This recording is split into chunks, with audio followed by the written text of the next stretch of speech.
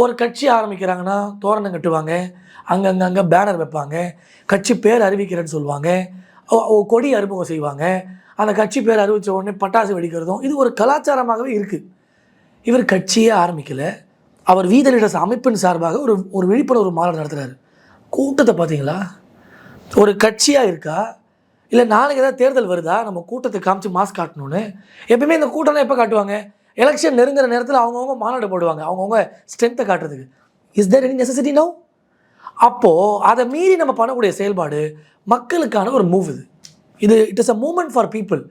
போதையில் பிரச்சனை இருக்கவங்க, அந்த குடும்பத்தில் இளைஞர்களாக இருக்கட்டும், பெரியவங்களாக இருக்கட்டும், அந்த போதையால் இன்றைக்கி எவ்வளோ பிரச்சனைகளுக்கு அது மூலதனமாக இருக்குது. ஸோ அதை ரெக்டிஃபை பண்ணுறதுக்கு நீங்கள் இன்னொரு கேள்வி கேட்கலாம். ஏங்க அவங்களும் போட்டாங்க, இவங்களும் போட்டாங்க, 2 பேரும் மாறி மாறி வந்தாங்க, நீங்கள் எதுக்குங்க போடுறீங்க?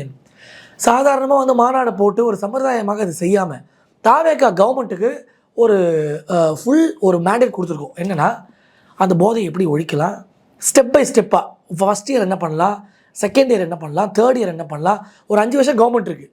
அந்த 5 வருஷத்துக்குள்ளே இந்த போதை கலாச்சாரத்தை எப்படிலாம் ரெக்டிஃபை பண்ணலாம், அதை ரெடியூஸ் பண்ணலான்றதுக்கான ஒரு செயல் வடிவத்தை நம்முடைய வீடு லீடர்ஸ் கொடுத்துருக்கு.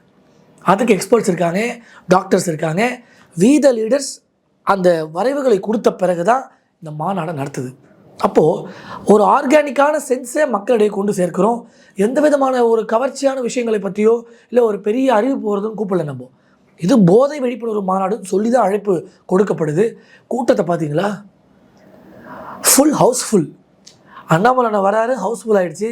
வெளியிலையும் கூட்டம், உள்ளேயும் கூட்டம். அப்போ ஒரு மாற்றத்திற்கு ஒரு தேடுதல் மக்களிடையே இருக்குது. அதை அறுவடை செய்ய அண்ணன் அண்ணாமலை அவர்கள் வராரு.